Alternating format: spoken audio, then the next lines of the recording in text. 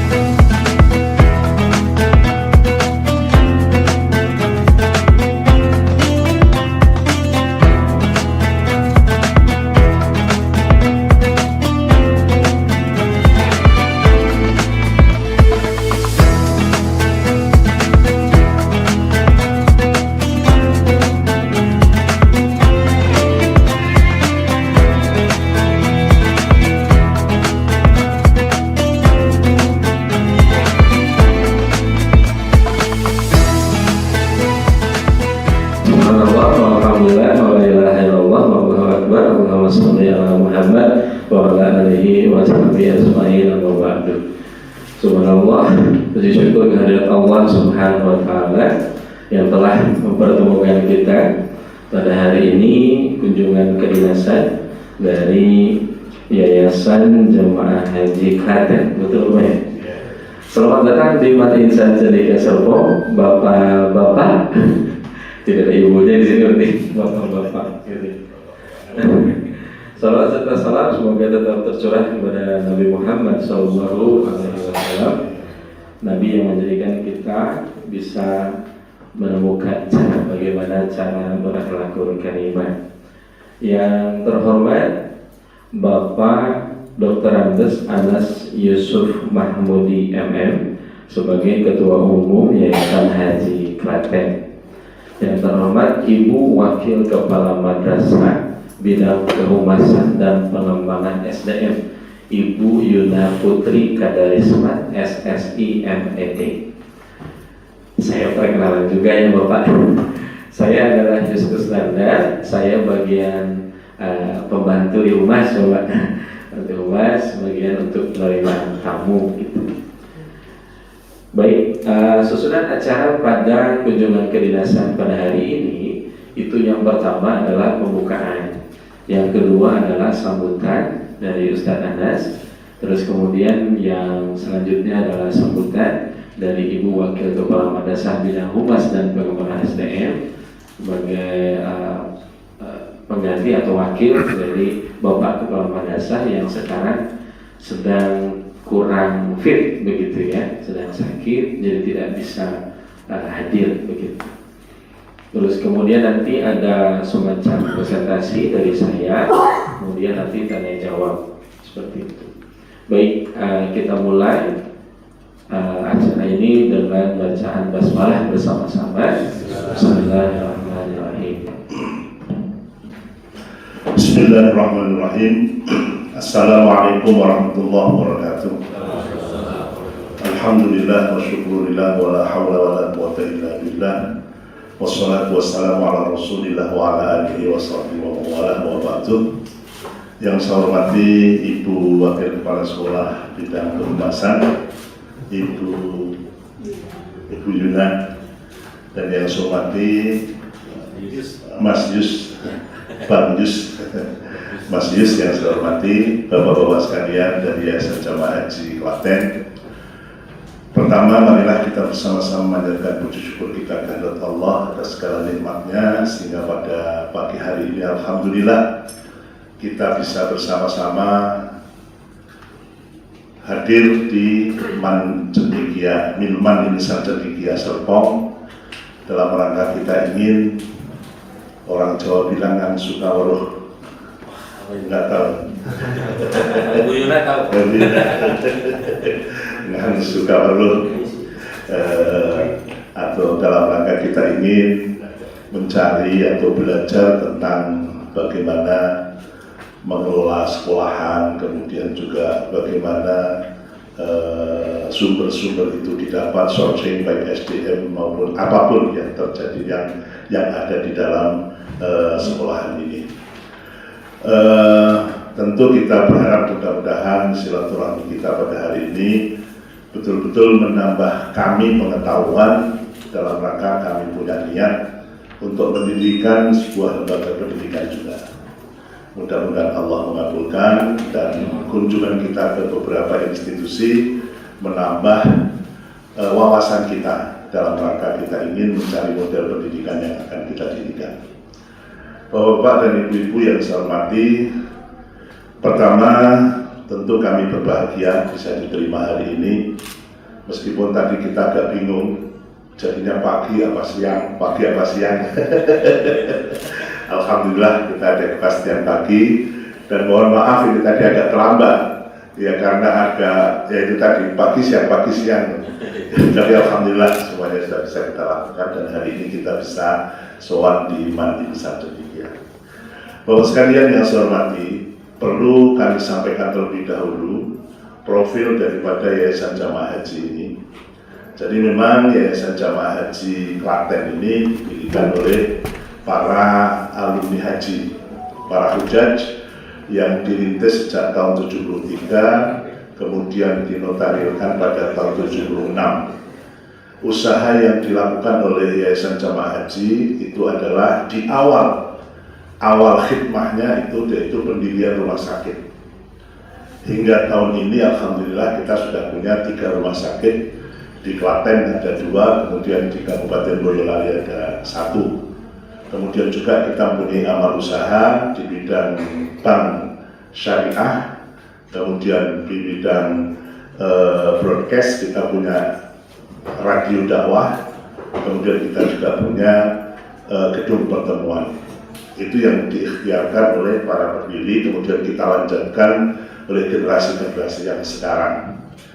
Kemudian pada awal tahun 2022 kita mendapatkan amanat wakaf tanah kurang lebih sekitar 1,5 hektar. Kemudian kita berpikir kita rumah sakit sudah punya pengembangan ekonomi, sudah punya dengan banknya, kemudian siaran dakwah medianya kita juga sudah punya. Kemudian apa yang akan kita lakukan dengan khidmah Yayasan Jamaah Haji selanjutnya? Maka kemudian ketemu kata sepakat, kita memberikan lembaga pendidikan.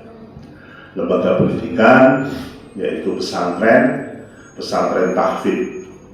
Tapi kemudian teman-teman berpikir kalau hanya tahfidz saja tanpa pendidikan formalnya, kok nampaknya untuk saat ini kurang afdol.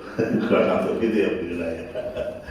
Maka kemudian kita berpikir untuk mencoba mencari model pendidikan yang akan kita ramu dalam satu model tersendiri.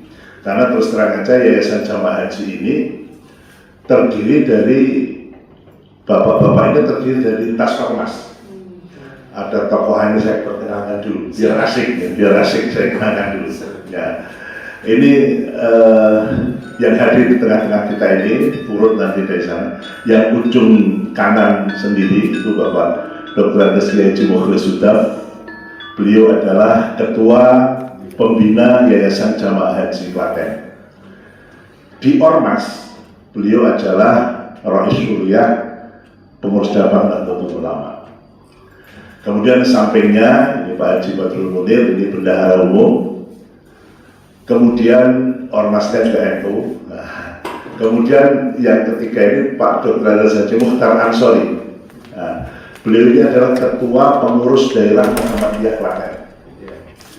Kemudian beliau juga dosen, juga pimpinan BDM. Kemudian sampingnya Bapak Haji Atwal Arifin, ini beliau adalah Ketua Pengawas di Yayasan Pak Mukhtar ini Wakil Ketua Pembina. Kemudian Pak Atwal Arifin ini Ketua Pengawas, ini juga dari pengurus Muhammadiyah juga, nah, jadi NU Muhammadiyah. Nah, ini gambarannya begitu, nanti biar akhirnya maksud kita nanti bisa sampai. Kemudian selanjutnya yang sebelah kiri lagi, ini Pak Dr. Haji Syamsuddin Asrofi. Ini beliau adalah Mustasyar di NU, tapi juga Ketua Forum Komunikasi Umat Beragama Klaten. Yeah. Ini beliau Ketua 4 yang membidangi tentang pendidikan ini, pendirian pendidikan, kemudian juga CSR dan seterusnya. Kemudian sampingnya itu adalah Pak Dr. Haji Sunarto MHu, beliau adalah Sekretaris Umum Yayasan Jamaah Haji.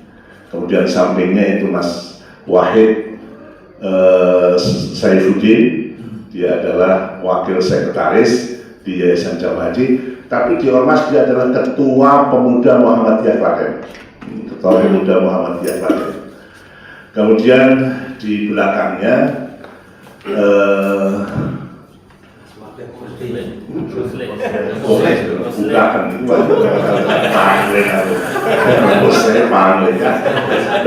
belakang itu Mas Muslim Wahid Mahdi, itu juga Wakil Sekretaris. Kemudian juga pengurus Basnas. Nah, kalau Pak Mukhlis tadi Ketua Basnas Kabupaten. Kemudian sampingnya ini Mas Cahyanto, itu Wakil Sekretaris juga. Dia Ketua Lazisnu Kabupaten. Kemudian sampingnya Mas Haji Budiarto, ini Wakil Bendahara, ini pengusaha sukses Pak Ibu. Fotonya banyak Pak.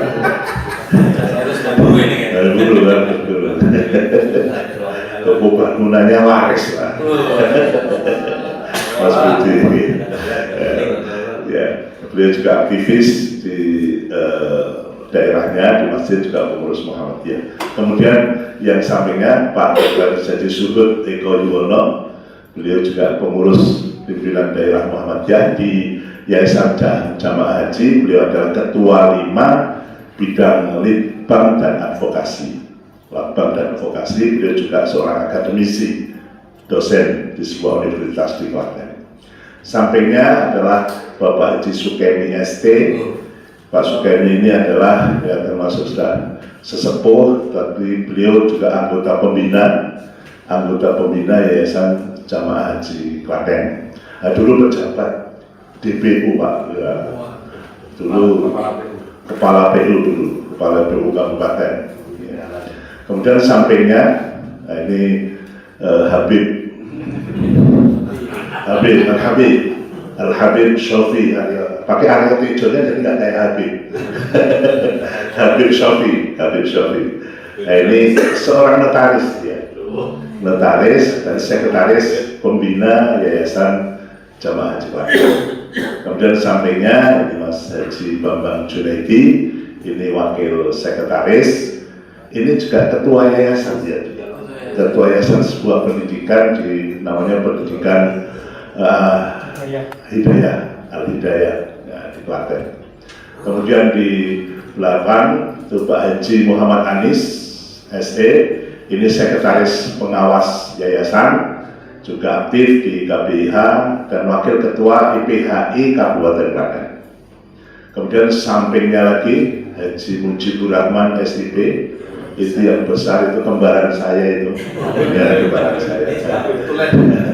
Dia adalah ketua Tanfidiyah Pengurus Cabang Nahdlatul Ulama Klaten, di Yayasan Wakil Bendahara. Kemudian sampingnya Pak Haji Sugianto, ini Wakil Bendahara juga, di PDM juga Bendahara PDM, Pengurus Daerah Muhammadiyah. Blok duit gitu. Kemudian sampingnya ini Insinyur Haji Syamsul Ma'arif, itu menjadi anggota pembina, tapi beliau juga seorang komisaris bank syariah yang kita punya. Itu komisaris di 3 bank, ya. Mantap lagi itu. Kemudian yang belakang sana itu saudara Kurniawan, tapi lebih suka dipanggil Jose, ya. Karena dia direktur radio, namanya biar agak keren dari wakil Jose. Ya. Kemudian yang di belakang itu staf kami, ada Hajar dan ada Roni. Kemudian kami juga disertai oleh seorang paramedis, dokter dari rumah sakit kami, Dr. Agus Solihin. Karena ini yang berangkat sepuh-sepuh, tapi kalau ada apa-apa di jalan ada dokter-dokternya. Bukan saya ya Pak ya. Komplit makanya rombongannya. Jadi begitu Pak Bu Yuna dan Arius. Jadi tujuan kami sini dalam rangka kita ingin menggali lebih jauh lagi tentang manhaj tarbiyah dari semua aspeknya. Sebab kami yakin dari beberapa tempat yang kami kunjungi, kami akan mendapatkan satu poin-poin penting yang akan kita ramu dalam satu model pendidikan manhaj kita. Karena ada NU dan Muhammadiyah, jadinya modelnya Muhammadiyun. Jadi model Muhammadiyun itu kayak apa, itu sedang kita cari. Maka kita sedang mencari kemana-mana sehingga nanti kita akan menemukan satu model yang pas untuk yayasan dan pas menghadapi tantangan yang dihadapi oleh anak-anak kita di masa depan. Saya kira ini pengantar saya, dan mudah-mudahan apa yang nanti akan dijelaskan benar-benar menambah wawasan kami dalam rangka kami ingin membicarakan sebuah lembaga pendidikan tersebut. Mudah-mudahan Allah mengabulkan harapan kita semuanya. Akhirul kalam, Assalamualaikum warahmatullahi wabarakatuh. Insyaallah, selanjutnya adalah sambutan dari Ibu Wakil Kepala Madrasah bidang kehumasan dan pengembangan SDM. Persilakan. Bismillahirrahmanirrahim. Assalamualaikum warahmatullahi wabarakatuh.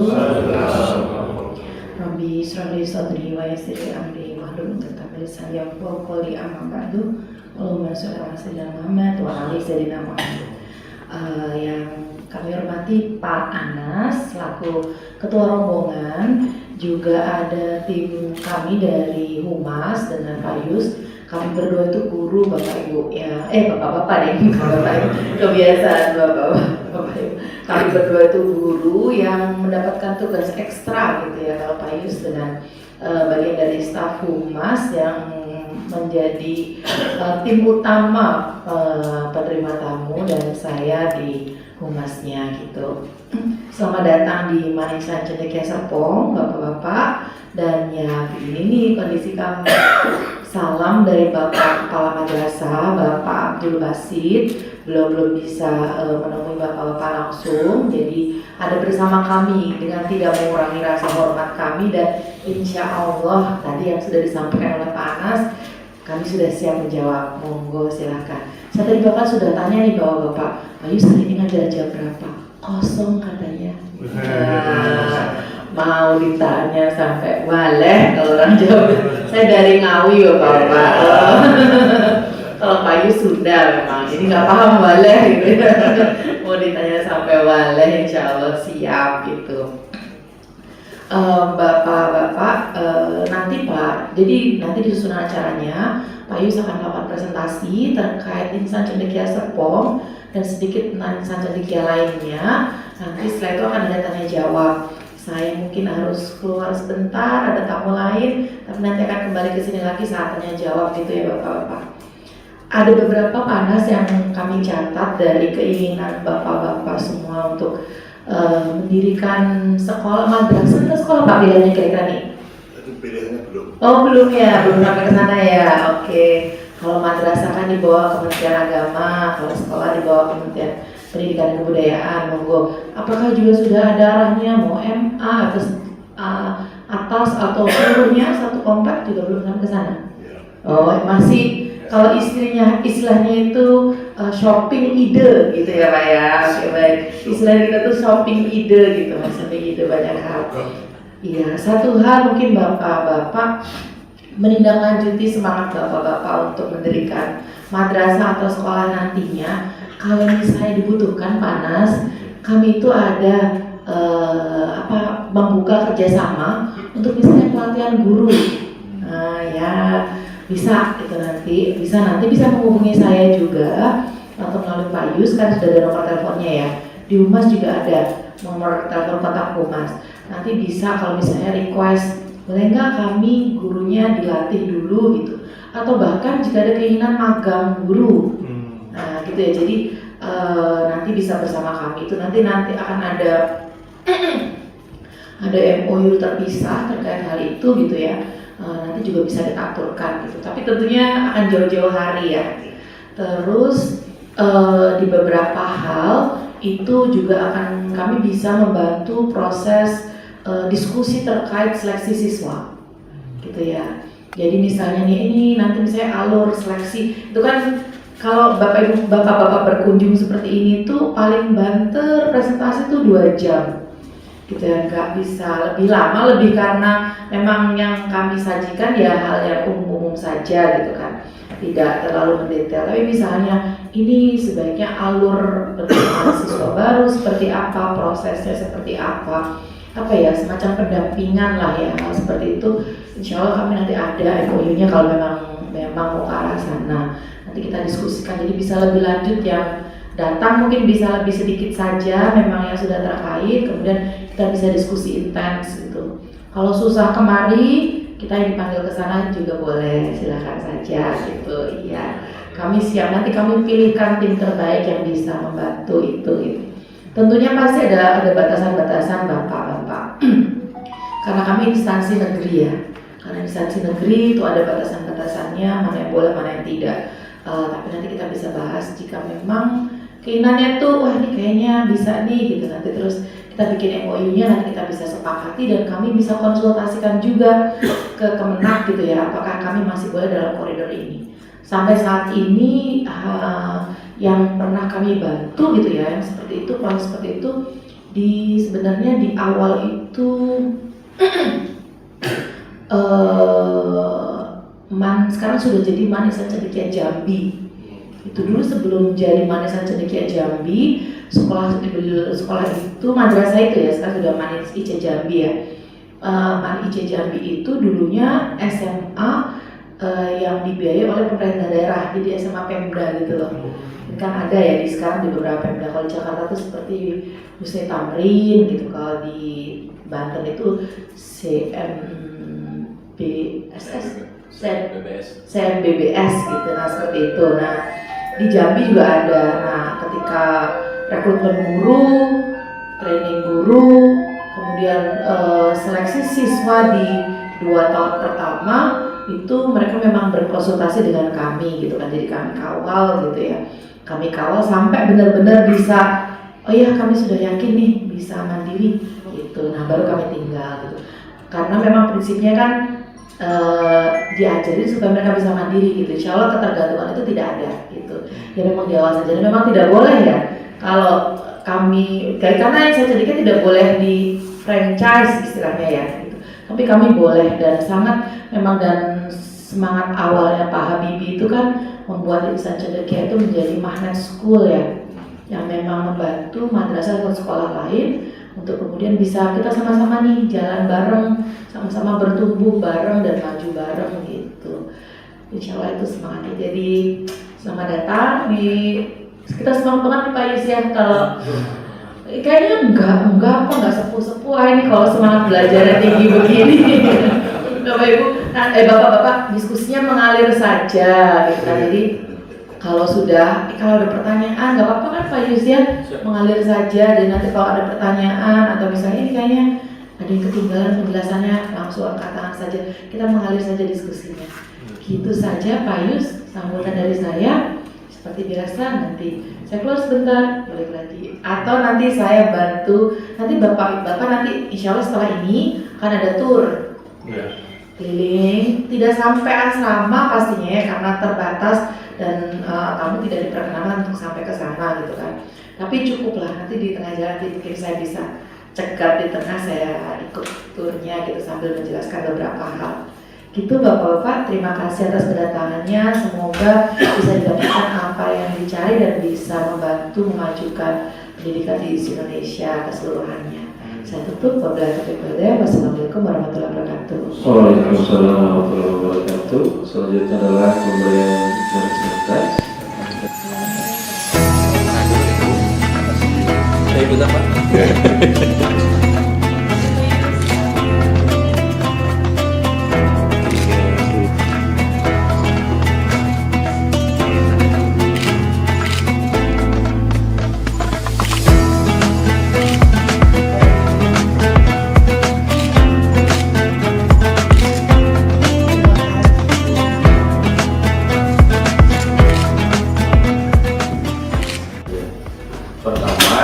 Saya disclaimer dulu. Kenapa disclaimer? Karena semuanya bentuknya hal yang baik. Jadi mohon maaf kalau ada kata-kata yang seperti bahwa saya sombong gitu. Jadi disclaimer dulu seperti itu. Karena kalau saya konsepnya jadi tawadu, khawatir ditanya kenapa anaknya bisa olimpiade, ya begitu saja, seperti biasa saja, ya biasa saja begitu. Saya kira nantinya yang studi banding ke sini nggak dapat apa-apa. Maka saya ungkapkan semuanya. Baik, sekilas saja. Kalau ini adalah salah satu gedung di kita. Ini gedung Olimpiade Sains. Ini khusus untuk laboratorium sains saja. Sebenarnya sih untuk kimia, fisika juga dan biologi itu ada di gedung pendidikan. Tapi ini khusus yang memang itu levelnya agak lebih tinggi dari segi peralatan. Begitu. Terus kemudian ini adalah hadiah karena kita berprestasi waktu itu yang UTBK nomor 2 untuk madrasah nomor 1 di seluruh Indonesia, dan tahun 2021 dan 2022 kita juara 1 untuk seluruhnya. Begitu, baik itu di sekolah atau yang di madrasah. Ada di atas yang menaungi kita, tapi ini yang beda naungan tapi menganggap kita itu baik, seperti itu. Dan kenapa kita dapat UTBK tersebut di nomor 1? Itu salah satu indikator dari sekian banyak indikator adalah dikarenakan karena anak-anak IC itu memilih jurusan di PTN favorit yang PTN-nya favorit dan jurusannya favorit.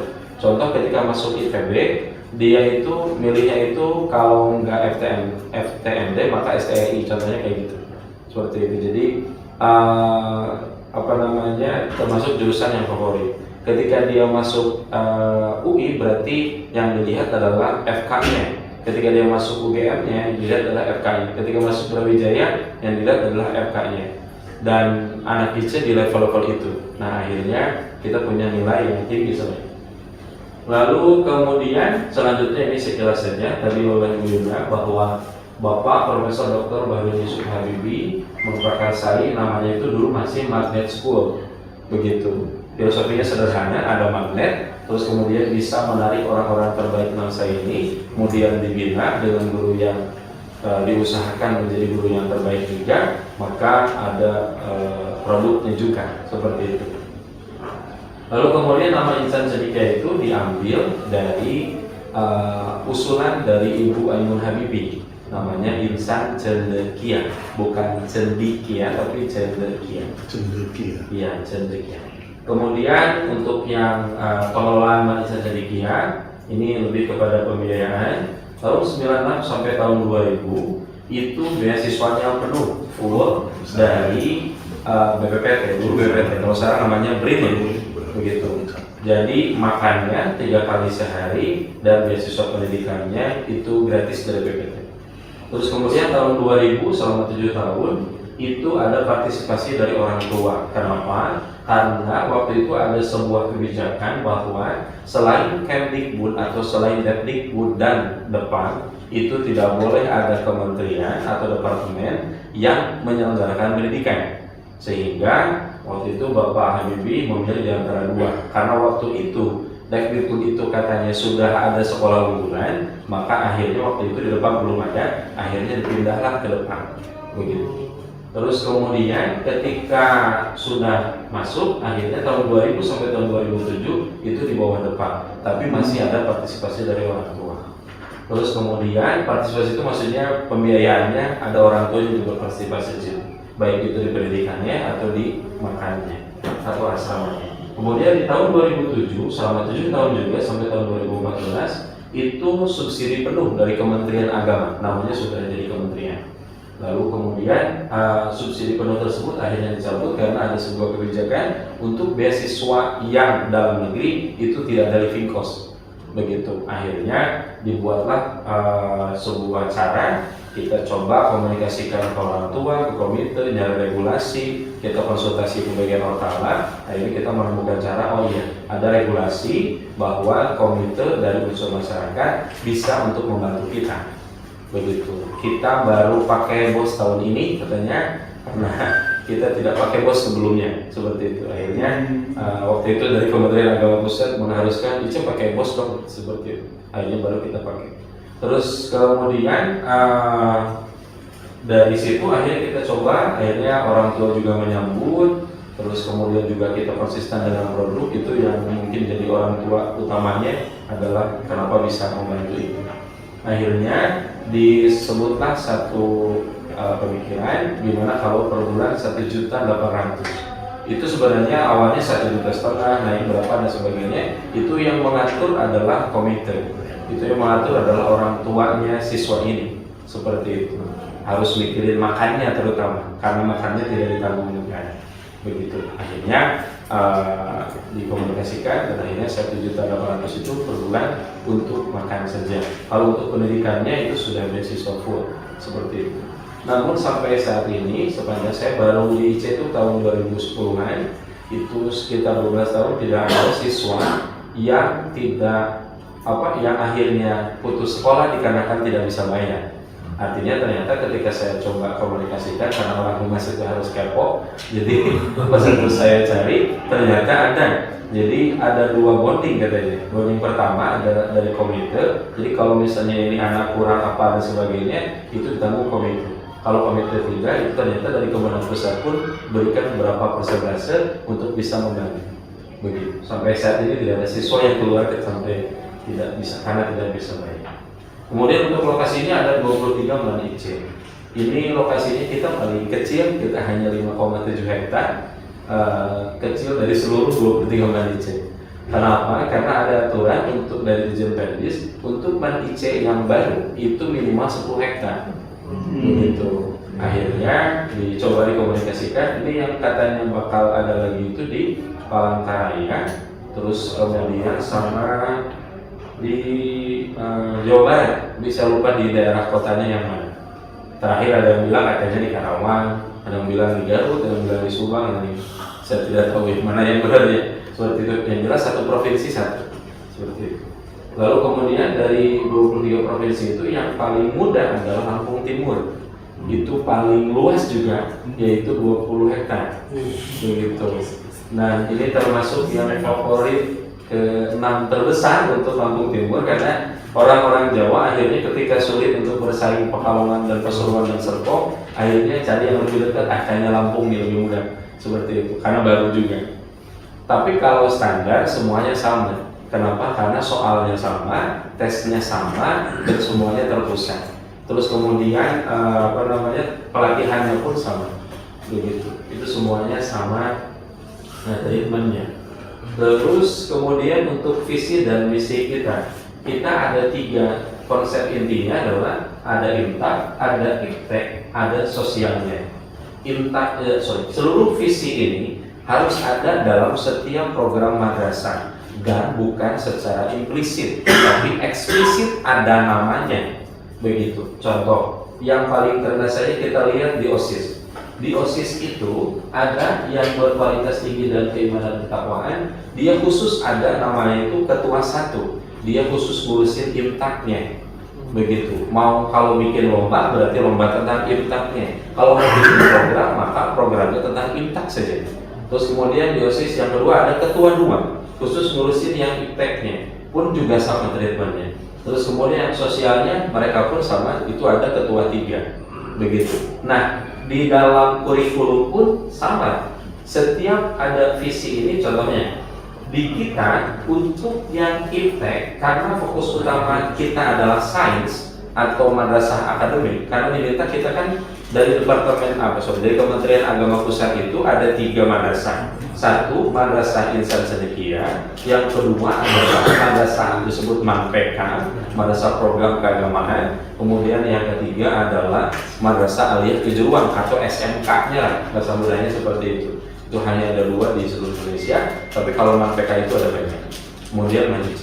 Nah MAN IC fokus utamanya adalah sains atau akademik, sehingga ketika dia harus menguasai ilmu pengetahuan dan teknologi ini hanya langsung ke akademik saja untuk visi ini. Sementara untuk yang IMTAK, anak tidak diharuskan berprestasi dalam artian juara MTQ, Famil Quran dan sebagainya, kita nggak ke sana. Harus tahfiz Quran berapa? Kita hanya target 3 juz selama 3 tahun. Jadi kalau misalnya dia sudah 25 juz ketika masuk, maka minimal bertambah jadi 28, seperti itu. Jadi minimalnya 3 juz selama 3 tahun, seperti itu. Nah di kita itu ada mata pelajaran fokus sainsnya itu jamnya ditambah, begitu. Ini suara bel masuk 10.15 begitu.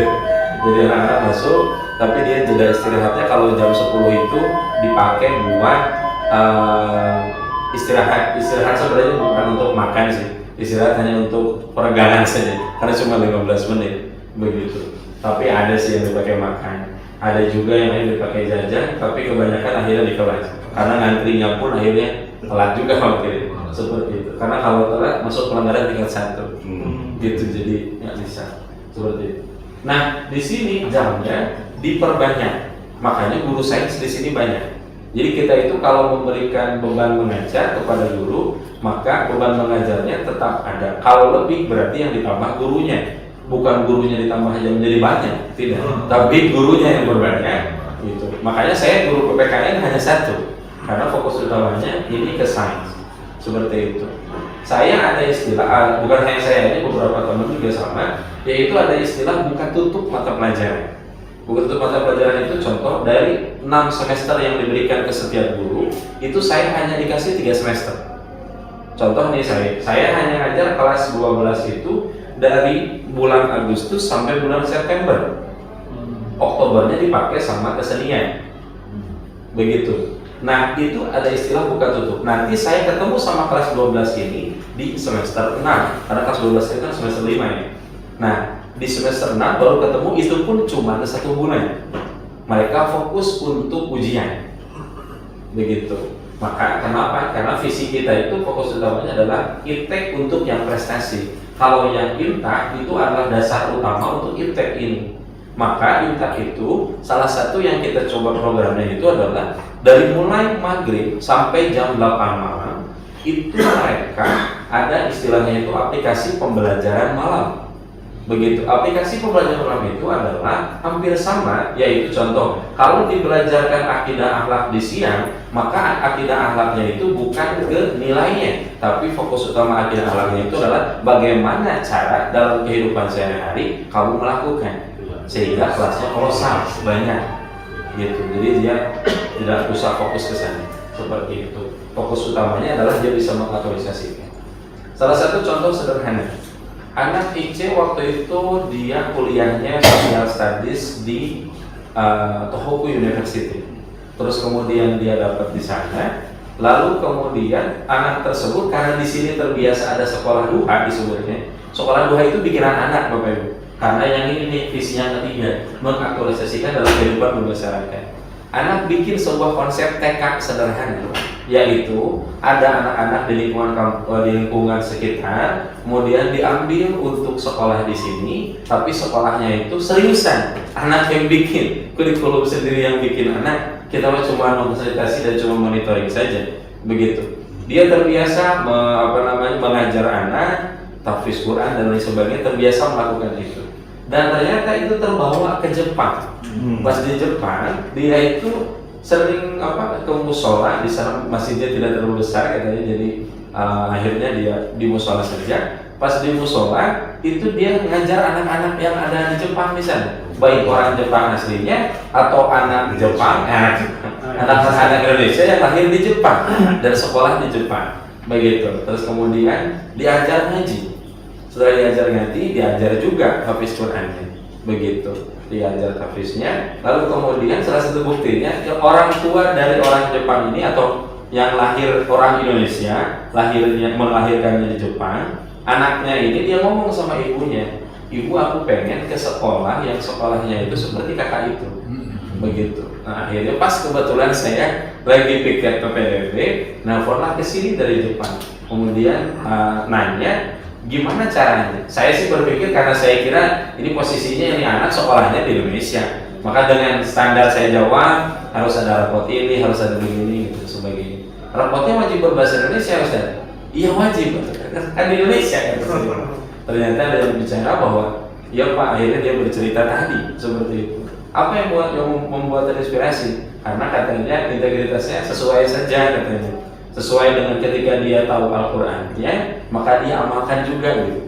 Meskipun poin utamanya hanya 1 ayat saja katanya, tapi bagi mereka itu luar biasa. Ternyata hal-hal sederhana dari kita yang seperti dilakukan hanya berwudu saja, hanya mengaji saja, bagi mereka itu luar biasa. Begitu. Nah, salah satu contoh bahwa visi ini bisa tercapailah di situ. Tapi sampai saat ini kita nggak mau merubah visi ini, begitu. Kita hanya konsepnya ke sana saja. Terus kemudian, mohon maaf saya singkat, sampai target. Nah, target kita itu 90% masuk PTN favorit di Indonesia. Alhamdulillah atas izin Allah kita dimudahkan, yaitu hampir 96% setiap tahun masuk PTN favorit. Sisanya sebenarnya itu 100%. Cuma anaknya itu begini, dia pengen gap year. Karena ini contoh sederhana saja. Dia itu pengennya FKUI, keterimanya di Brawijaya FK-nya. Anaknya nggak mau di Brawijaya, nggak tahu alasannya apa, apakah di sana nggak ada temannya, apa di sana jauh, apa gimana saya tidak tahu. Sama juga ketika anak keterima di Jepang, terus kemudian dia keterima Fakultas Hukum UI, akhirnya dia pengennya di UI saja, tidak mau di Jepang. Karena di Jepang itu waktu itu saya tanya, kamu tes nggak? Saya diundang Pak, ada undangannya ini untuk kuliah di sana. Udah sih Pak, katanya dapat dapat beasiswa penuh dan sebagainya, saya pengen di UI saja, seperti itu. Jadi hal-hal yang sederhana seperti itu terbangunnya adalah sebenarnya anak ini adalah anak-anak yang banyak ketakutan dalam dirinya karena khawatir tidak bisa ikut bonding angkatan yang ada di atasnya. Karena ketika angkatannya itu sudah angkatan ini masuk ke Jepangnya sekian orang, bagaimana dengan angkatan saya? Nah, bonding di sini sangat luar biasa dengan kata-kata no one left behind. Tidak boleh ada yang tidak boleh ada anak yang keluar, atau di angkatan saya tidak boleh ada anak yang keluar sebelum wisuda. Begitu. Makanya bonding mereka luar biasa. Di angkatan itu ada istilah bagian akademiknya, Bu. Bagian akademik, bagian kedisiplinan, bagian keasramaan, dan bagian kehidupan di sekolah atau di madrasah. Mereka itu punya bagian-bagian tertentu. Saya tahu itu adalah ketika ada orang tua yang datang, yang nelfon ke sini, kemudian ya seperti mungkin kecewa dengan kita. Kenapa? Karena anaknya itu yang biasa itu ranking 1 di sini, di SD-nya, di SMP-nya, di sini sering remedial dan rankingnya jauh. Saya bingung di situ. Kenapa bingung? Karena kita nggak ngasih ranking. Akhirnya saya telusuri, kenapa ini? Gitu. Kamu tahu ranking kamu sekian dari mana? Ini Pak datanya. Saya bingung ini data dari mana? Gitu. Saya coba cari, ternyata datanya yang buat adalah siswanya yang dalam satu angkatan yang bidang akademik, jadi bikin aplikasi sederhana. Terus kemudian si aplikasi itu dibuat di-input oleh mereka. Kamu nilai fisika berapa? Oh 12, 30. Di sini nilainya di angka segitu Pak, 30, 60 begitu. Makanya yang studi banding ke sini nanti pas 1 menit itu ketika datang ke gedung pendidikan melihat ada beberapa nilai mata pelajaran yang nilainya itu 60, 30, jangan kaget begitu. Yang kagetnya adalah sebenarnya dari tamu itu adalah kagetnya ini nilainya 60, 30, tapi nomor 1 di seluruh Indonesia begitu. Nah akhirnya bertanyalah seperti itu. Kenapa seperti itu kan? Karena kita punya namanya itu leveling. Leveling itu adalah kita bikin level tersendiri. Yaitu kalau di konteks keumuman SMP dan MTS itu levelingnya di angka 3,0. Atau mungkin Bapak pernah mendengar konsepsi dari teori dari taksonomi Bloom atau yang dari Anderson. Nah itu kita ngambil dari level 1 sampai 6. Nah di sini itu di tingkatnya itu soalnya nanti mau masuk ke sini itu di tingkat 3,5, 3,7. Supaya apa?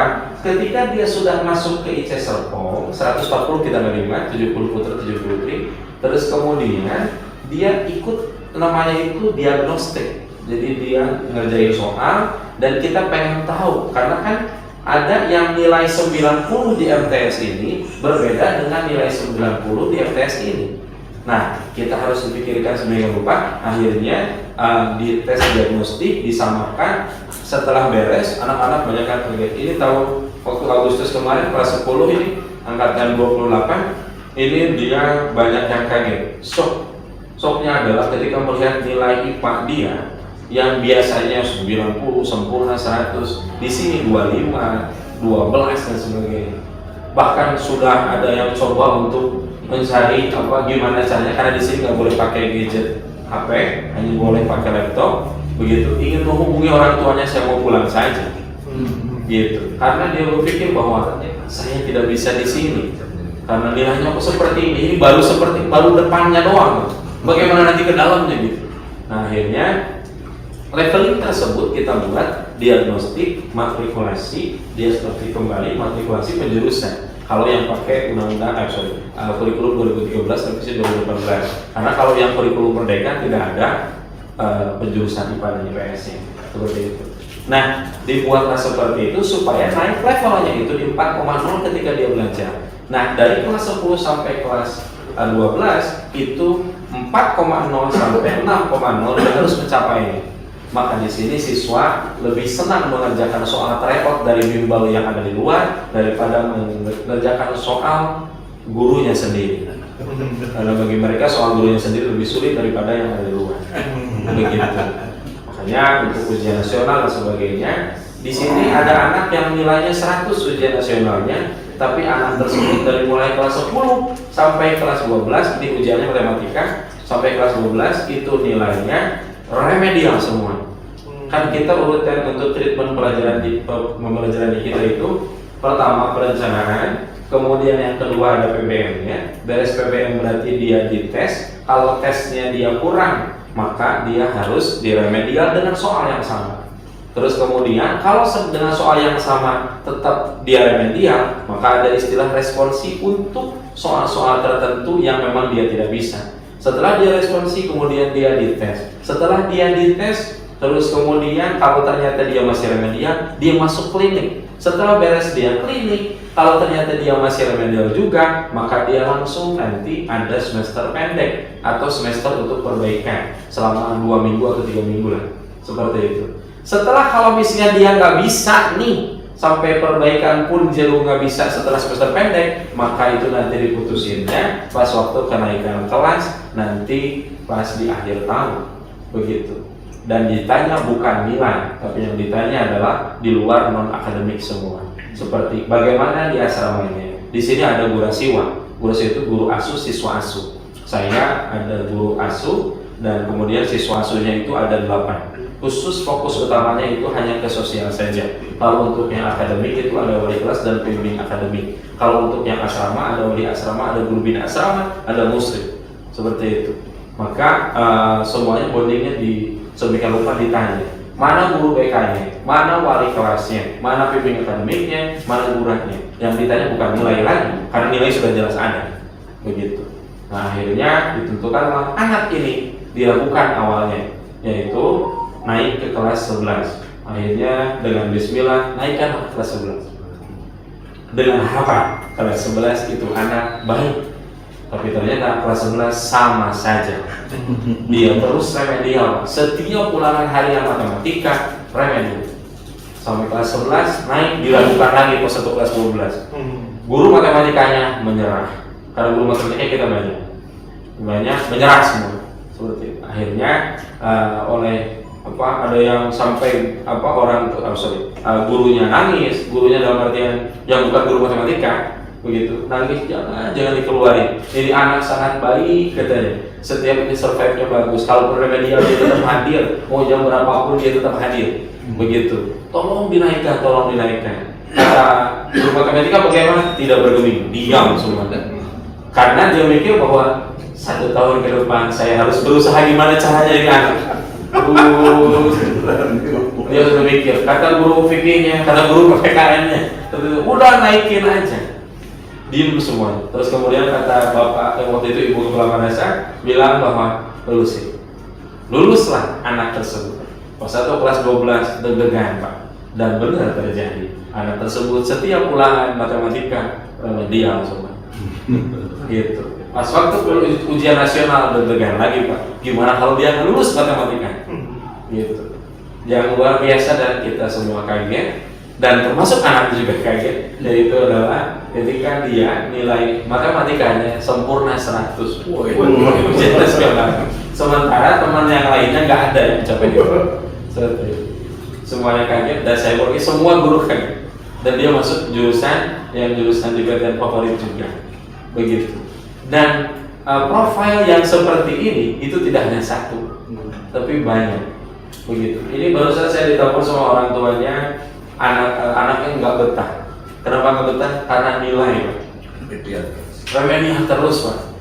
Gitu. Gimana caranya? Kenapa ingin nilai? Padahal KKM madrasah kita cuma 70. Gitu. Karena kalau yang lain ada 75, 76, 78 gitu. Jadi kita cuma 70 KKM madrasah. Anak tidak bisa mencapai. Kita coba pakai kurikulum yang SKS yang akselerasi. Kita bikin namanya itu kelas SCI, siswa cerdas istimewa. Kita buat seperti itu. Kelas unggulan lah kalau mungkin pernah gitu ya. Kelas unggulan. Kita coba seperti itu supaya dia bisa cepat di sini. Studinya selama 2 tahun katakan seperti itu. Ternyata tidak ada yang bisa mencapai, akhirnya tutup kelasnya. SCI. Ya sudahlah, seperti itu saja. Nah, 90% sampai 96% kualitas leveling itulah yang kita terus bangun. Karena ketika orang tua kita nyoba ngasih tahu tentang ini anaknya segini, nilainya segini, udah survive saja begitu. Kita pun pakai data empirik Bapak. Jadi kita tanya pakai Google Form, kita tanya satu-satu itu anak bikin apa, ngisi kuesioner sebagainya. Pertanyaan pertama, betah tidak di IC? Hampir mengatakan semuanya tidak betah. Kemudian yang kedua, banyak tugas nggak di IC? Hampir semuanya. Bahkan ada yang bilang bisa kan ngetik untuk deskripsinya tidak manusiawi dan pas sebagainya seperti itu. Terus kemudian ditanyalah, ada yang ketiga yaitu ketika Anda tugas banyak tidak betah di IC dan sebagainya, apakah Anda akan tetap survive di IC? Jawabannya 100% semuanya menyatakan saya akan survive di IC. Kenapa? Sederhananya adalah karena dia melihat toh kakak kelas aku dengan treatment yang sama, dia bisa kok, dia juga manusia, saya manusia, makan sama. Karena di sini ada ahli gizi dari hari Senin sampai hari Jumat itu makannya apa, itu ditentukan. Sampai ada ada tulisan pakai banner gitu, hari Senin makan apa sebenarnya. Saya masih ingat anak waktu itu 17 universitas yang ada di Jepang datang ke sini, karena kan kita harus research study. Research study itu lebih kepada bahwa ini anak jangan sampai hanya kita meluluskan sampai ke ITB doang, tapi ini anak di ITB harus berprestasi. Bagaimana caranya? Karena kan sulitnya adalah itu anak bukan siswa kita lagi dan mungkin susah nurutnya kalau bukan gurunya lagi.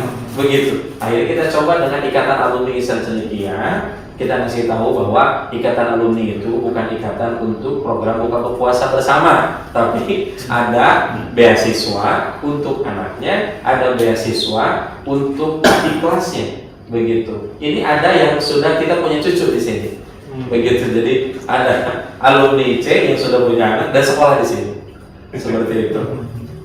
Sampai saya dengar katanya ketua komitenya pun adalah alumni C, begitu untuk tahun ini. Tahun sebelumnya belum, karena wajar dari 20 tahun sekian. Nah terus kemudian bondingnya sederhana. Oh iya, ternyata visi dan misi ini dengan sampai ke PTN Favorit itu kita lihat. Nah 17 universitas yang ada di Jepang itu dia saling bisik-bisik. Ini kenapa ya dari Ihsan Cendekia Serpong itu selalu cum laude?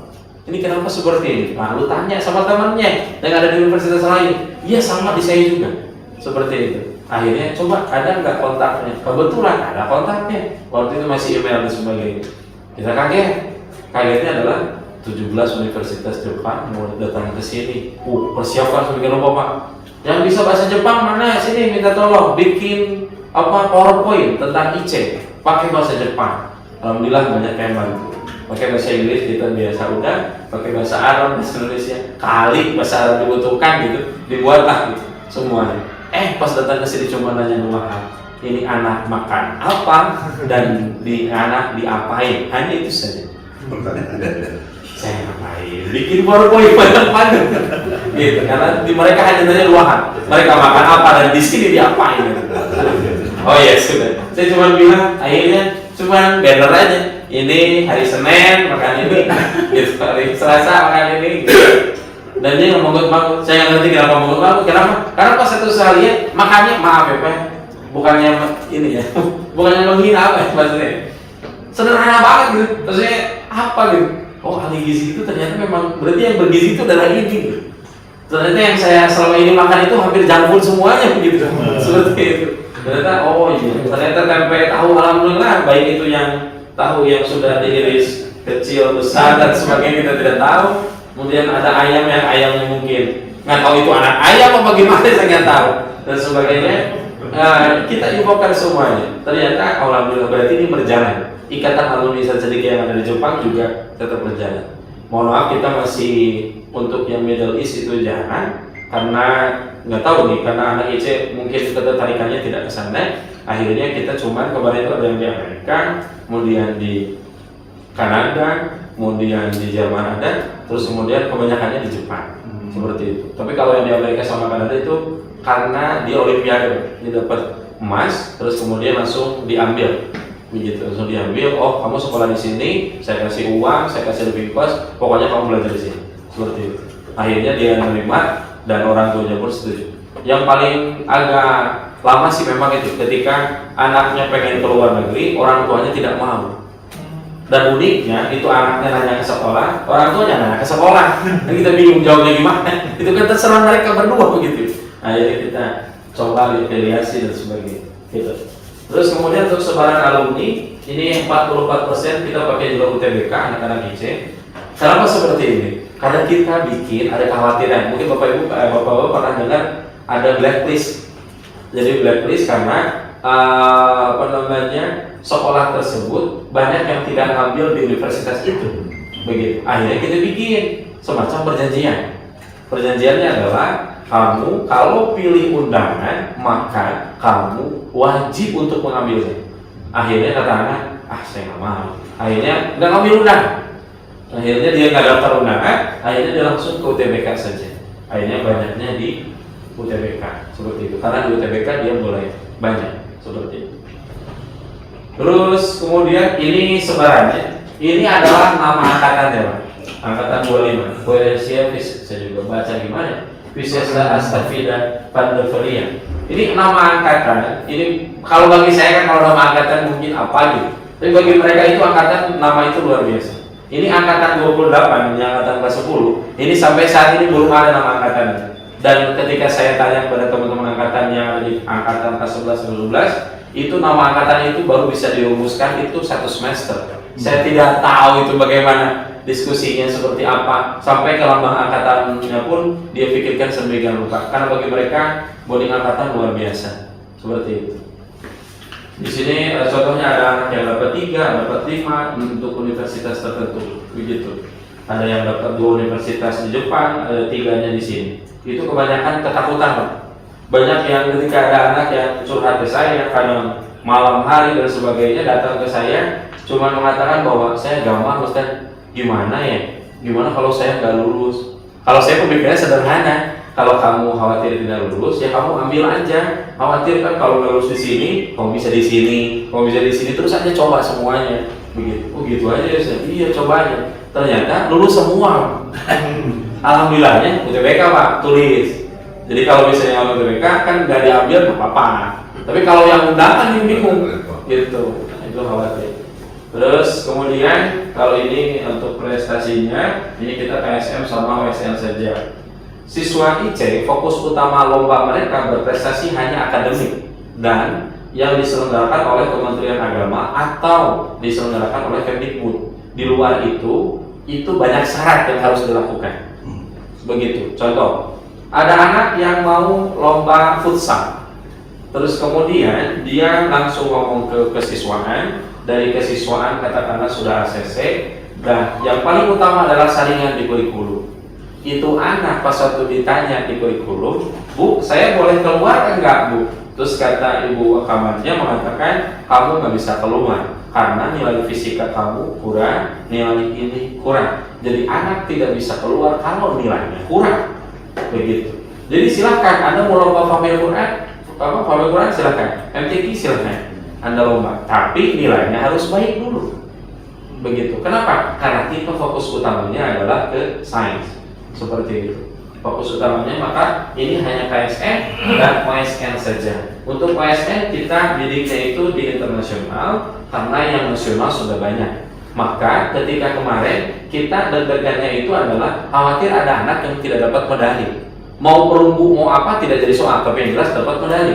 Alhamdulillah dapat medali. Kenapa? Karena ketika ke internasional semuanya medali dihilangkan karena akan dites lagi. Katakanlah 30 orang dengan 3 kali saringan, 5 orang diambil seperti itu oleh Kemdikbud. 5 orang diambil dan itu jadi wakil dari Indonesia ke luar negeri. Akhirnya alhamdulillah kemarin kita menang di sini. Nah, kita menang di sini. Ini yang ada di Portugal, yang ada di Jepang, kemudian di Kolombia, yang ini dari mana kemarin? Italia.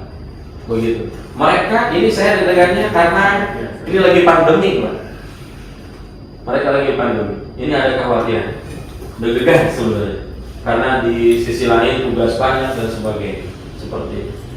Oke, next untuk komposisi kurikulum. Kita harus 100-100, tidak 50-50. Karena khawatirnya kalau bilang 1 minimal ada.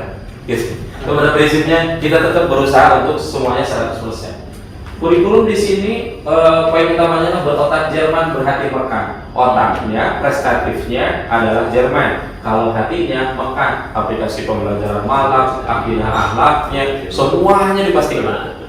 Gitu, seperti itu. Nah, untuk komposisi kurikulum yang saya rasakan di IC itu adalah gurunya diperbolehkan untuk membuat kurikulum tersendiri, silabus tersendiri, RPP tersendiri, otomatis kalau RPP, silabus tersendiri. Enaknya yang saya rasakan di situ seperti itu, sehingga saya bisa bikin sendiri, terserah saya itu siswa mau ngapain, begitu. Tapi dari kurikulum dikasih tahu minimal untuk target dari Kemdikbud sudah tercapai. Katakanlah di Kemdikbud di levelnya 3, nah silakan Pak Yus mau di level 4, 5, 6 dipersilakan, tidak jadi soal. Nah, supporting dari pimpinan, supporting dari madrasah, alhamdulillah luar biasa, begitu. Contoh sederhana. Waktu itu ada anak, ini sebenarnya tidak ada di kompetensi dasarnya, tidak ada di capaian pembelajarannya, yaitu ketika itu ada anak yang dia itu menertawakan anggota DPR tidur di di ruangan sidang. Saya tampilkan di TV, terus kemudian anak melihat dan tertawa, begitu. Saya ada kekhawatiran karena kan poin utama itu gimana nanti dia jadi pemimpin bangsa kalau bisa dia menertawakan pemimpinnya seperti ini. Karena saya berpikir ketika ada pemimpinnya, contohnya anggota DPR yang sedang tidur, dia harusnya berpikirnya bagaimana caranya, begitu. Saya jadi anggota DPR yang tidak tidur, begitu. Saya akhirnya, saya kepikiran nih, bagaimana saya bikin silabus seperti ini. Oke. Akhirnya saya ngomong sama kurikulum, Bu, saya pengen ngajak anak-anak seluruh kelas 10 itu ke gedung DPR. Mau ngapain Pak Yus? Yang ditanya itu cuma satu Pak di sini, bukan laporan gitu. Yang ditanya adalah produk keluarannya apa? Apa jaminan ketika saya bikin program ini, itu anak nanti keluaran produknya jadi apa? Begitu. Saya deg-degan, sudah saya buka, bikin proposal saya kasih. Dan terus kemudian akhirnya disetujui. Anak waktu itu di hari Rabu, dan akhirnya sekarang jadi sebuah program, yaitu di hari Rabu itu anak saya bawa ke gedung DPR. Begitu, saya bawa ke sana. Karena waktu itu filosofi utamanya dari Ustadz saya. Ustadz saya bilang, kalau pengen ngasih tahu anak itu sholat subuh itu apa, maka itu anak bawa ke masjid pas sholat subuh. Gitu. Ini sholat subuh. Nah itu saya pemikiran kita seperti itu. Akhirnya saya bawalah ke sana. Pas di sana saya request, Ustadz, Bapak kalau bisa, saya diterimanya itu dan anak-anak itu di tempat di mana DPR sering bersidang. Nggak apa-apa mau di Banggar DPR-nya, mau di mana, tapi yang jelas yang sering dipakai buat sidang. Aduh, susah Ustaz. Alhamdulillah, ternyata pas dikomunikasikan bisa. Datanglah ke situ. Itu saya langsung, silakan nak semuanya duduk di tempatnya masing-masing. Ini boleh Pak, boleh, silakan. Ada tulisan fraksinya dan sebagainya. Mereka senang semua. Dimulailah acara. Satu dimulai acara itu, acara apa? Pemberian materi lah tentang apa gitu kepada anak-anak. Dan luar biasanya, sampai baru 15 menit itu ada anak yang, bukan ada anak 1-2 saja, itu banyak anak yang tidur. Saya langsung terus kemudian pas beres, katanya ngetawain DPR tidur. Ya Ustaz, saya tahu nggak Ustaz? Karena dia mikirnya gini, saya aja yang duduk, nggak mikirin negara, katakanlah saya nggak mikir apa-apa, saya tidur. Wah, berarti ini anggota DPR, dia mikirin negara, ketiduran itu karena banyak yang dipikirkan, mungkin dia lelah dan sebagainya. Akhirnya dia bisa berhusnuzon seperti itu, akhirnya ya alhamdulillah begitu, bisa tercapailah proses pembelajaran bahwa oh ini bermakna nih bagi anak, begitu.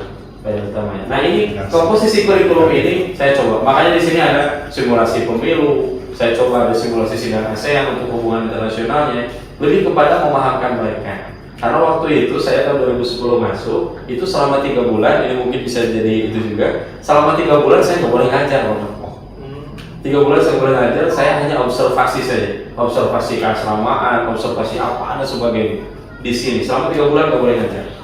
Waktu mulai Januari saya masuk Oktober sampai Desember. Mulai Januari baru boleh masuk kelas, itu pun cuma lihat doang.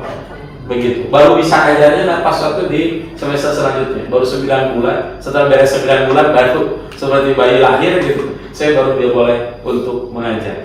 Dan dikasih tahunya adalah ketika 3 bulan itu, guru-guru IC itu seperti punya sebuah target, yaitu siswanya harus masuk ke PTN favorit yang jurusannya dekat dengan mata pelajarannya.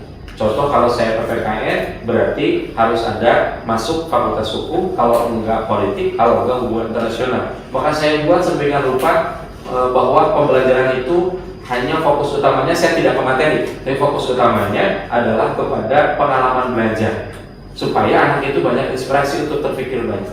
Seperti itu.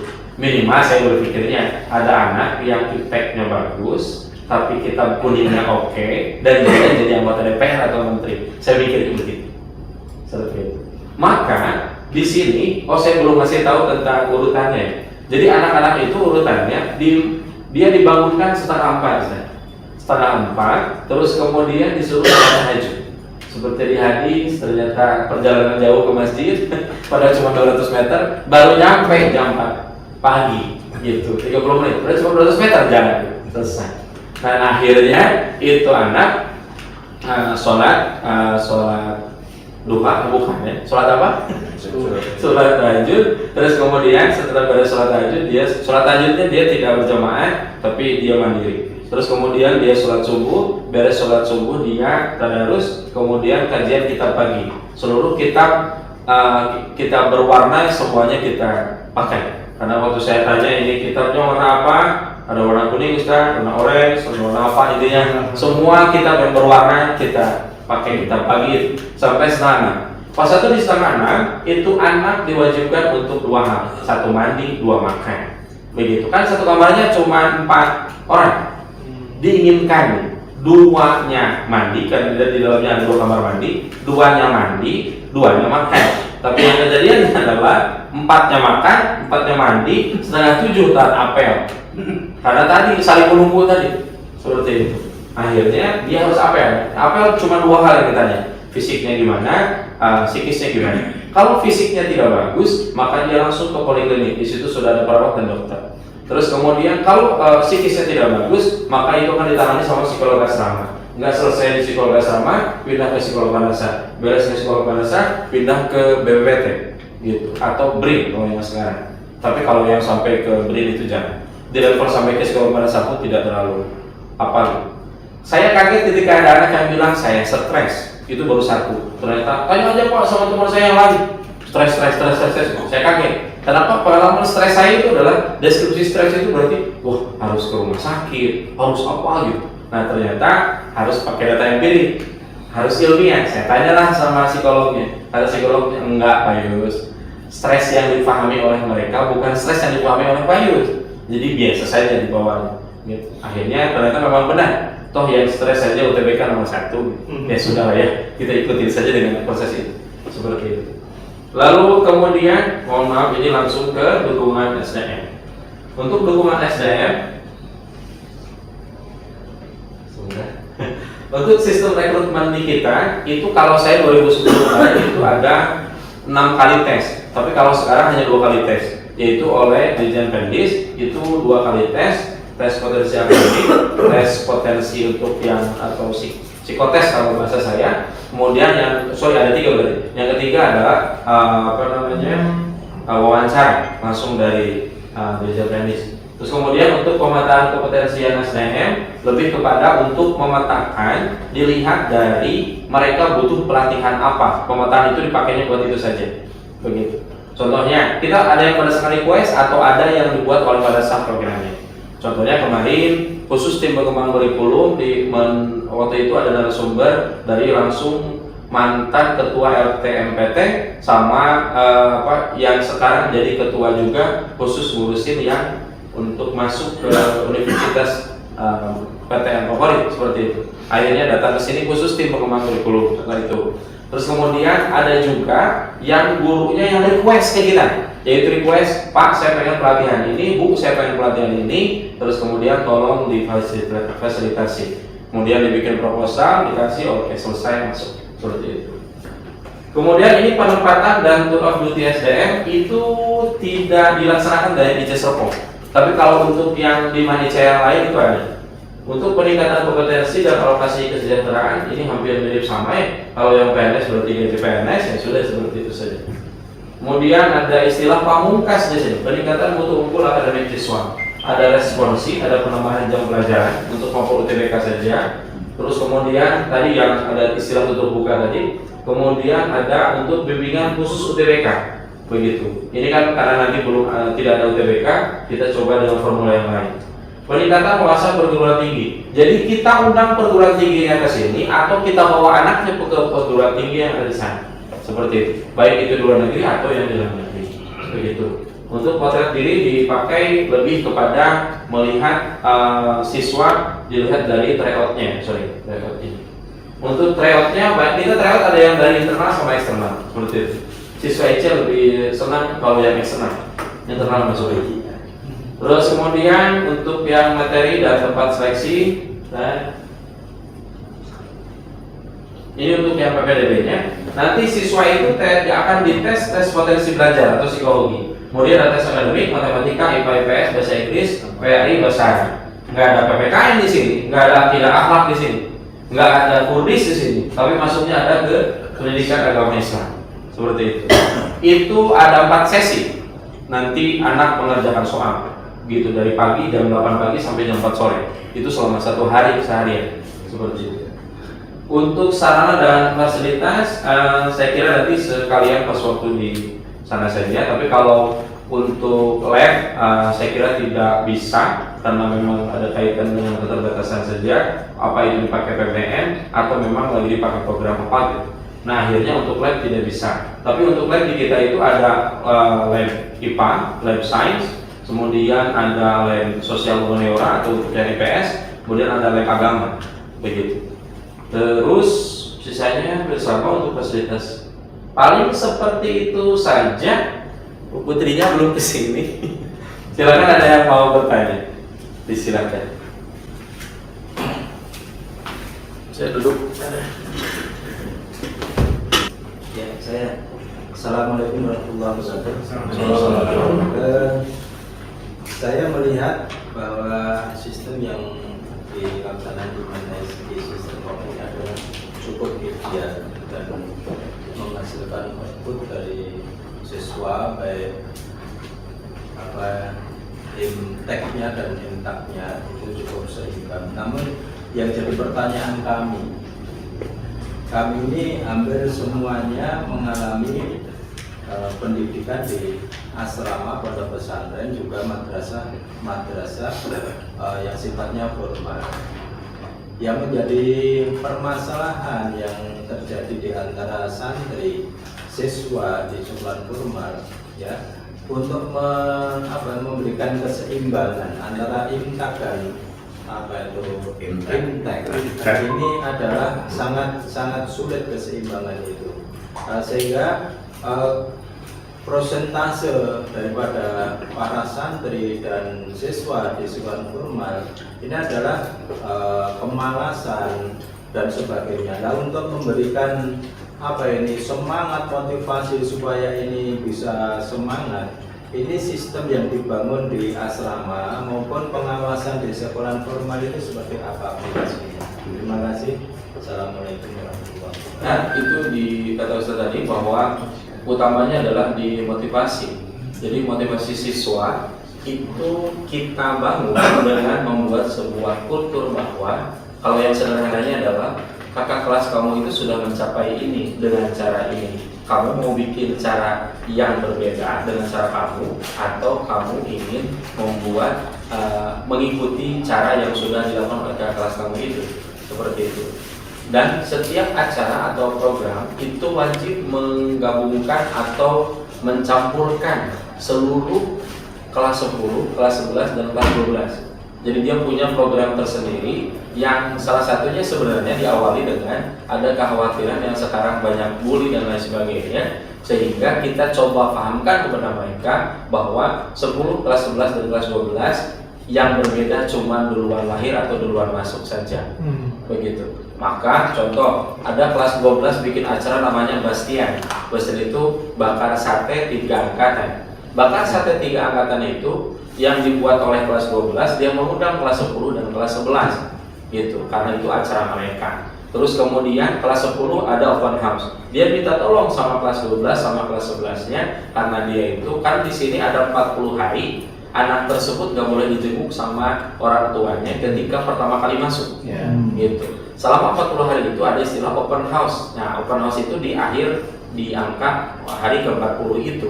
Nah, dia kan ingin memberikan sesuatu bagi orang tuanya supaya bahasa mudahnya sejuk melihat anaknya gitu. Ketika orang tuanya datang ke sini. Akhirnya dia minta tolonglah sama kelas 12 sama kelas 11. Dibangun motivasi saling membantu itu, dibangun motivasi saling bahwa itu ada anak yang berprestasi. Contoh, ada anak yang dia itu dapat dia itu ikut yang olimpiade.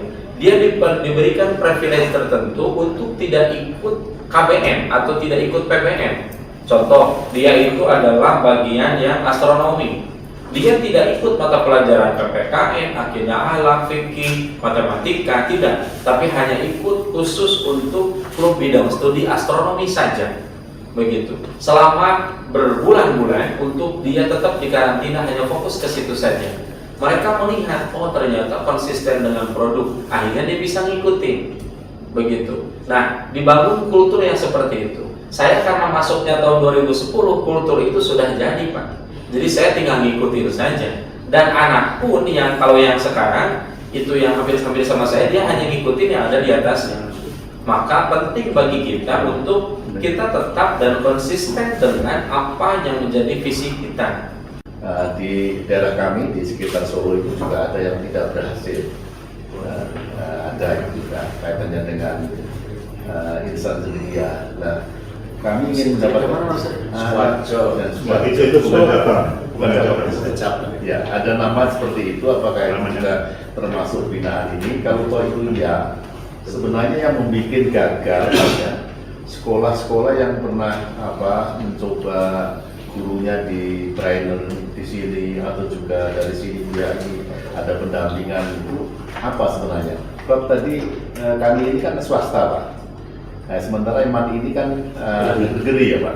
Dari sisi pembiayaan tentu pemerintah ini bisa dikatakan bisa full karena guru-gurunya juga seperti itu. Kalau yang swasta kalau bisa diangkakan itu pembiayaannya berapa? Kan kemarin di Magelang di Taruna Nasumbat Nusantara kita datang ke sana itu sangat tinggi luar biasa. Akhirnya juga pembiayaan itu yang semulanya itu beasiswa menjadi semi mandiri dan seterusnya. Apa yang di sini juga dimungkinkan swasta bisa mencapai target yang seperti yang di Man Insiden, Mas. Kalau yang swasta tidak ada. Kalau yang mungkin namanya mirip sama, saya kurang paham. Saya tidak berani menjawab mengenai hal itu karena memang saya tidak tahu sederhananya seperti itu. Begitu. Tapi kalau karena itu tadi pertanyaan adalah swasta, kalau yang untuk yang bentuk pembiayaan, yang saya tahu pembiayaan hanya yang tadi 1.800.000 saja.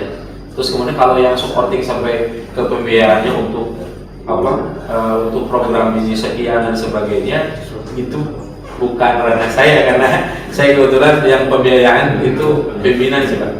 Seperti itu. Meskipun mendengar katanya per kepala itu berapa puluh juta, saya tidak tahu, itu cuma hanya kata-kata saja yang tidak bisa menjadi sebuah data empirik begitu. Seperti itu. Jadi kalau untuk yang bentuknya yang pembiayaan, manajer pembiayaan, saya tidak bisa jawab seperti itu, mohon maaf. Iya, makasih. Saya dua hal yang satu, sistem seleksi siswa. Bisa mendapatkan siswa-siswa yang lebih unggul. Oh iya. Itu satu. Terus yang kemudian kita ada nggak kecenderungan alumni itu nanti di bidang keagamaan. Tadi kan arahnya ke banyak ke ipteknya. Iya. Keagamaannya ada nggak alumni dari terima kasih. Tentang sistem seleksinya. Kalau sistem seleksi kita, jadi yang pertama kita ada dua jalur. Satu jalur prestasi, dua jalur reguler. Jalur prestasi itu adalah jalur siswa yang dia mendapat juara nasional minimal juara 1, 2, dan 3 untuk lomba yang lombanya itu di bawah Kementerian Agama atau dari Kementerian Pendidikan, tapi bukan sebagai sponsor, tapi sebagai penyelenggaranya. Maka kebanyakan yang diterima di sini adalah siswa yang prestasinya olimpiade, begitu, atau di KSN. Nah, terus kemudian itu yang untuk yang jalur prestasi. Tapi kalau untuk yang jalur reguler disebutnya itu adalah jalur dengan surat rekomendasi. Nah, yang menjadi mungkin tadi dikatakan kenapa unggul adalah ini kata-kata mungkin ini muncul karena beberapa sekolah itu kan karena untuk masuk IC Serpong itu dia hanya bisa 10 yang di luar provinsi, di luar provinsi Banten gitu. Yang di dalam provinsi Banten itu bisa sampai 15 begitu, yang di dalam provinsi Banten. Tapi kalau yang di luar Banten itu hanya 10 begitu. Nah, 10 orang itu katakanlah dia dari Bogor, karena Bogor kan di luar Banten. Katakanlah dia dari Bogor, terus kemudian dia pengen masuk ke IC, oh harus 10 orang. Nah, kepala madrasah ada 2 tipe. Satu, kepala madrasah atau kepala sekolah yang dia itu membuat sebuah seleksi untuk masuk ke sini, begitu. Atau yang kedua, dia berpikir ya sudah siapa yang mau saja 10 orang saya daftarkan. Kenapa? Karena bagi SMP atau MTS ketika memasukkan anaknya bisa ke IC itu prestis bagi mereka dan itu berpengaruh terhadap input masukan dari SD-nya seperti itu untuk masuk ke sana. Nah, akhirnya mereka berlomba untuk juga membuat konsepsi seperti itu. Bahkan ada yang bekerja sama, kalau saya dengar di Jakarta, waktu itu saya ada sosialisasi ke Jakarta, di Jakarta Barat. Waktu itu di Jakarta Barat itu ada sebuah konsepsi bahwa dia itu melakukan semacam kerjasama dengan salah satu lembaga bimbel, jutaan rupiah menurut saya besar. Terus kemudian lembaga bimbelnya itu seperti apa ya? Seperti pernah bekerja sama dengan kita, yaitu seperti pernah melihat padahal tidak pernah. Dia bisa menjamin untuk bisa masuk IC. Tapi kesiannya memang pas 1 tahun ini itu nggak ada yang masuk IC. Karena tadi kultur kali ya. Ketika dia masuk, ada yang masuk UI Pak, ada PTKIN juga masuk, ada. Cuman memang presentasinya sedikit dan memang jurusannya jurusan sains. Gitu. Jadi bukan yang keagamaan, tapi jurusannya jurusan sains juga. Atau kalau yang sosialnya dia masuk ekonominya. Seperti itu. Jadi tidak dibawa ke sana. Kenapa? Karena ada MANPK. Ada madrasah aliyah program keagamaan yang fokus utamanya ke sana. Gitu. Maka kita tidak mengambil itu. Jadi berjenjang tadi seperti itu. Ada bagian-bagiannya lah gitu. Seperti itu. Tapi ada anak yang masuk UIN ada. Seperti yang di UIN Jakarta ada. Tapi masuknya jurusan sains. Itu tidak diarahkan oleh kita. Kita cuman poin utamanya adalah ada anak yang pengen masuk ke ITB, nilai biologinya kurang, kemudian dikasih tahu kamu harus biologinya bagus dengan jurusan seperti ini. Maka dari itu saya nanya ke guru BK, itu setiap minggu itu guru BK membuat sebuah bimbingan dan terjadwal tata piketnya, yang dimana anak tersebut datang ke sana gitu untuk berkonsultasi dari kelas 10. Seperti itu. Jadi kelas 10 itu sudah dibangun untuk 3 tahun ke depan kamu harus masuk kemana. Seperti itu. Karena dihitungnya dari semester pertama diurusin seperti itu. Gitu Pak. Ya, jadi pantas kalau kualitas siswa seperti itu karena prosesnya memang tidak mudah. Dan juga ada kegiatan-kegiatan yang bersifat sosial, empiris, tadi ke anggota dewan dan sebagainya. Tapi kalau saya perhatikan tidak lepas karena gurunya. Maksud tadi Bapak tidak bisa mengajar sebelum 1 bulan untuk mengobservasi dan sebagainya. Itu apakah ada SOP khusus dalam hal rekrutmen guru? Sehingga betul-betul mereka itu idolanya adalah gurunya. Jadi mereka itu karena gurunya. Ya, termasuk tadi karena kesibukan guru mereka kemudian saya ngapain kalau guru saja tidak ada waktu kecuali itu. Nah, ini sangat besar pengaruh daripada kualitas guru. Nah, apakah ada SOP khusus dalam rekrutmen guru? Dan tadi termasuk apakah ada kesejahteraan yang memang unggul di dalam hal untuk guru sehingga gurunya betul-betul survive dan tidak ada keluhan-keluhan yang berkaitan dengan itu. Yang terakhir tadi luar biasa, sekolah menjadi tumpuan harapan dari semua pihak. Ketika anak itu mau melanjutkan, tanyanya kepada sekolah. Begitu pula orang tuanya, bagaimana anaknya kemana juga ke sekolah. Ini luar biasa. Ini daya tarik apa yang menjadikan sekolah ini betul-betul menjadi tumpuan harapan dari semua. Terima kasih. Kalau yang ketiga, tumpuan harap kenapa seperti itu? Karena terbangunnya orang tua ketika masuk ke sini motivasinya itu beda-beda. Cuman yang motivasi yang paling banyak adalah yang ke PTN itu. Ya. Begitu. Kenapa? Di situ di PTSP itu ada meja panjang gitu dan isinya adalah daftar siswa yang masuk kemana saja. Begitu. Jadi ketika tamu datang, kemudian dia melihat itu semua. Pas dilihat, wah, saya udah masuk ke sini tadi. Bahkan ada orang tua yang anaknya masih SD, dia datang ke sini, gitu. Dia bertanya SMP mana atau MTS mana yang alumninya masuk ke IC, seperti itu. Sehingga kita coba seperti itu.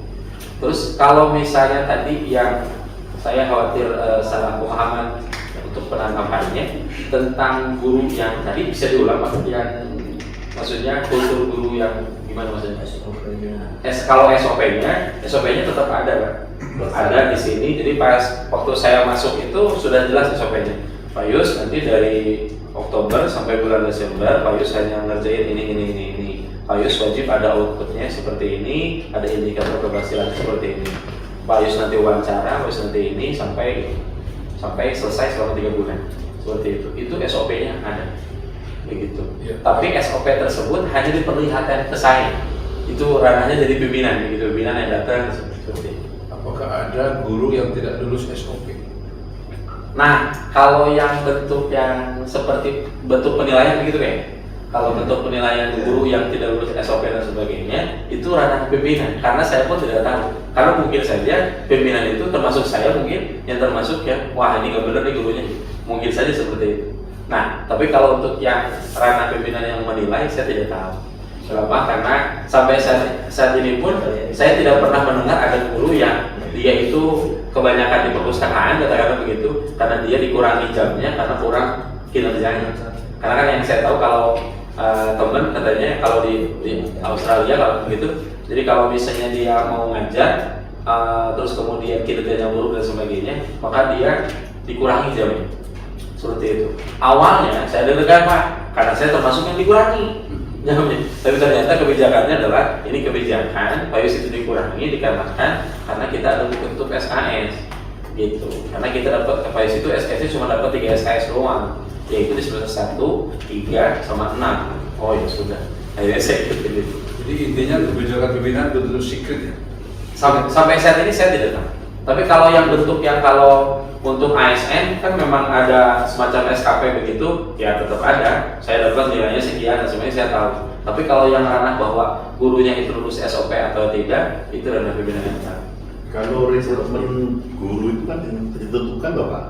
Jadi pemerintah merekrut calon guru kan. Betul. Kayaknya yang di sini agak spesial tadi sampai ke pusat ya Pak. Karena memang yang pusat yang menyelenggarakan ini. Nah, Jadi kalau yang sekarang Pak, ya. Kalau yang saya dulu itu yang jadi panitianya itu hanya di Serpong saja. Nah, ya. Kalau dulu, kalau sekarang di Jermendis. Ya. Nah, di Jermendis mengumumkan lewat keputusan Dirjen bahwa akan ada penerimaan khusus guru ini dan sebagainya. Ya. Di mana IC mana seperti itu. Itu di antara kelebihan yang rekrutmen awalnya seperti itu. Kalau sesungguhnya kan memang ya rekrutmen umum itu Ya. ada peluang sekian guru lalu nanti pengembangan Ya. gitu lah. Yang khusus yang ini kan agak spesial itu.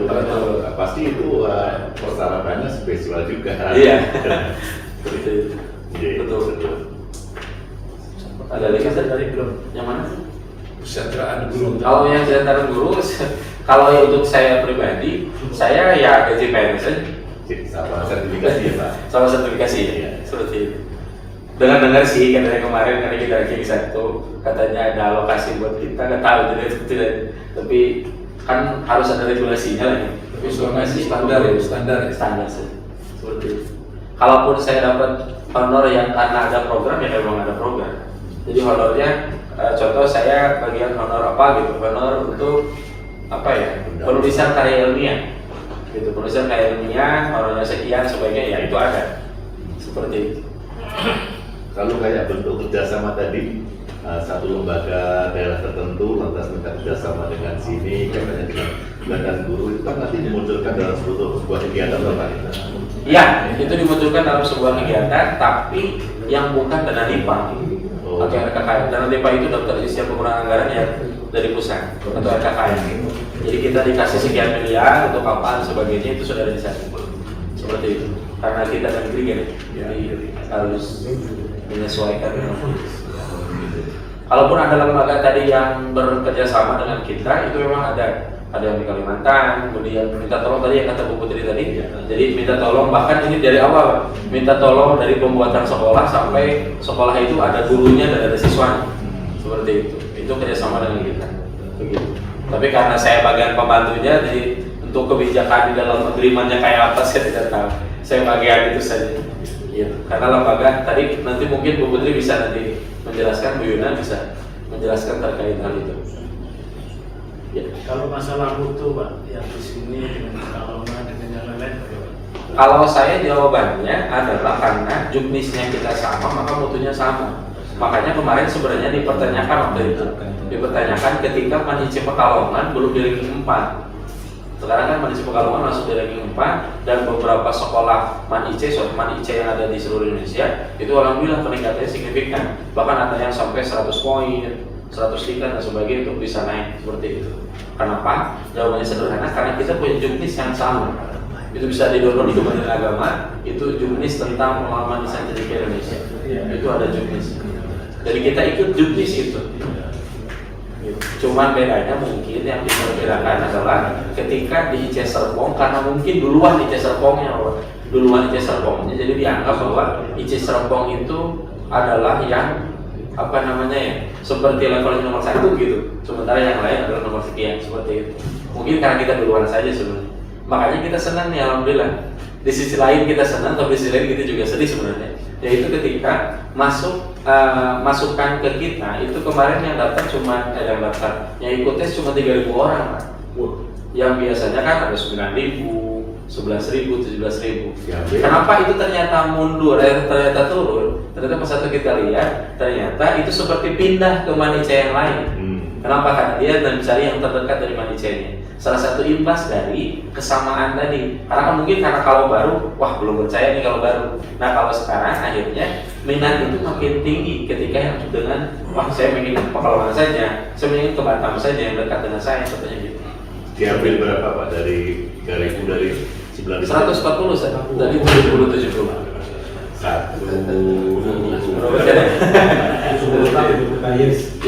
Saya meneruskan dari apa yang panjenengan paparkan tadi, bahwa ada satu kesimpulan, istilahnya ada bonding ya, ikatan emosional antara personal dari senior ke junior, sehingga itu dibangun terus menerus dan berkesinambungan, sehingga itu menjadi satu percontohan sebagaimana Nabi itu dicontoh oleh para sahabat, oleh para tabi'in, para sahabat, sampai kita kan juga ingin mencontoh kepada baginda Rasulullah. Ya, ini saya kira satu bangunan itu sistem yang sangat bagus. Kalau nanti ini bisa dilanggengkan dan ini bisa menjadi satu sistem yang paten dan bisa dijadikan panduan yang paten juga, ini kan bisa dipelajari yang lain. Mungkin seperti itu ya. Saya melihatnya kalau saya simpulkan dari Ustaz yang keterangan tadi, kalau pakai bahasa yang itu tuh manajemen profetik namanya Pak. Iya. Gitu. Seperti kita pakai itu. Untuk siswa saja tapi tidak secara keseluruhan di madrasah. Tapi untuk yang siswa itu memang terbangun siswanya sendiri. Gitu. Waktu kan pertama kali itu di Wisma Hikmat, masih ingat kata teman saya yang senior, di sini juga tidak ada junior senior sebelum Pak, karena teman saya melihat juga teman saya yang sekarang mau pensiun itu, beliau mengatakan bahwa Pak Yus, kita dulu di Wisma Hikmat namanya, itu apa Bu? Jadi di Wisma Hikmat itu kita cuma berapa bulan, anak itu kita ambil dari salah satu pesantren, saya lupa pesantren apa gitu, salah satu pesantren kita ambil, terus kemudian mau kita ajar di sini, begitu. Dan alhamdulillah atas izin Allah Pak Yus, itu pas 1-3 tahun itu anak 90%-nya itu masuk